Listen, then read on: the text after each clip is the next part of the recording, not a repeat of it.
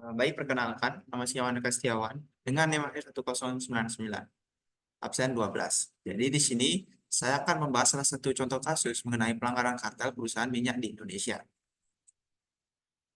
Dari latar belakang kasus, di mana kasus kartel minyak goreng di Indonesia melibatkan 27 perusahaan, termasuk PT Salem Infomas Pratama dan Wilmar Group, di mana KPPU menyelidiki dugaan praktik kartel yang menyebabkan kelangkaan dan kenaikan harga minyak goreng pada tahun 2021 sampai 2022.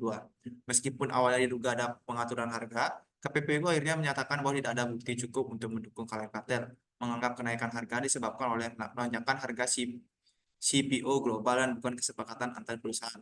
Namun, 7 perusahaan tetap dikenakan denda dengan total 71,28 miliar karena tidak mematuhi kebijakan harga eceran tertinggi. Adapun beberapa ketentuan hukum yang berlaku.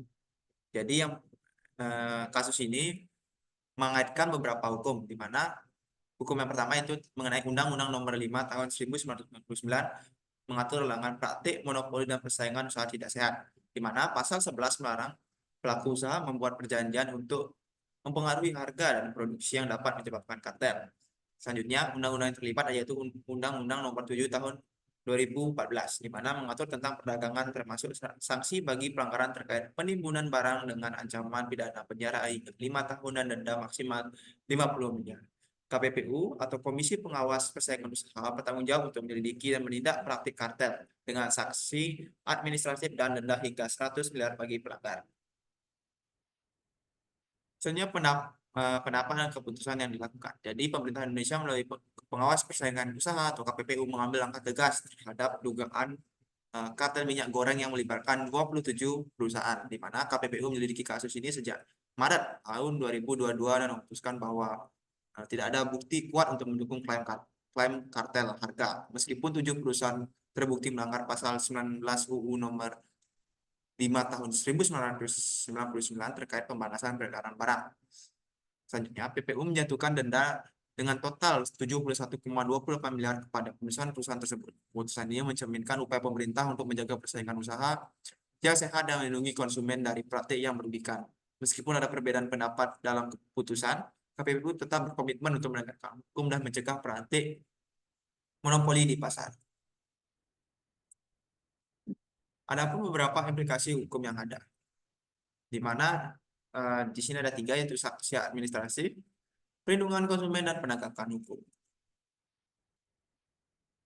Terkait sanksi administratif, pelanggaran terhadap Undang-Undang Nomor 5 Tahun 1999 dapat dikenakan sanksi denda yang dalam kasus ini mencapai 71,28 miliar untuk 7 perusahaan yang terbukti melanggar. Selanjutnya, pada penegakan hukum, KPPU berperan penting dalam penegakan hukum persaingan usaha, termasuk melakukan penyelidikan dan memberikan sanksi terhadap pelaku usaha yang terlibat dalam kartel. Selanjutnya, pada pelindungan konsumen, di mana hukum bertujuan untuk melindungi konsumen dari praktis bisnis yang merugikan, di mana mereka akan memastikan harga yang adil dan pasokan yang memadai. Kadang terdapat dampak-dampak yang ada. Jadi dampak yang pertama ada kenaikan harga. Nah, praktik kartel berpotensi menyebabkan kenaikan harga minyak goreng, sehingga dapat merugikan konsumen dan mengganggu stabilitas ekonomi. Yang kedua ada kelangkaan pasokan, di mana tindakan penimbunan dan pengalihan produk dapat menyebabkan kelangkaan minyak goreng di pasar, sehingga menyulitkan masyarakat untuk mendapatkan kebutuhan produk. Dan yang ketiga ada kerugian ekonomi, di mana kartel ini menciptakan inefisiensi dalam penggunaan sumber daya dan dapat merugikan perekonomian secara keseluruhan, termasuk menghambat inovasi dan persaingan sehat di sektor industri. Sebenarnya ada pun hal yang dapat dilakukan perusahaan. Jadi yang pertama ada kooperasi dengan KPPU, di mana ini meliputi beberapa perusahaan seperti PT Multinabati Sulawesi dan PT Agro Makmur Raya, di mana mereka memenuhi panggilan KPPU untuk memberikan keterangan dan informasi yang diperlukan dalam penyelidikan. Yang kedua ada penyediaan barang bukti. Perusahaan-perusahaan tersebut dapat diharapkan untuk menyediakan barang bukti dan data yang relevan untuk mendukung proses penyelidikan, meskipun beberapa perusahaannya tidak kooperatif. Yang ketiga ada persidangan, di mana KPPU telah menyatakan bahwa kasus ini akan segera memasuki tahap persidangan, di mana 27 perusahaan tersebut terduga kartel akan dihadapkan pada proses hukum. Dan yang terakhir ada gugatan atau pengacara, di mana perusahaan-perusahaan yang terlibat juga memiliki opsi untuk menggugat putusan KPPU jika mereka merasa keputusan tersebut tidak adil seperti yang terjadi pada kasus-kasus sebelumnya.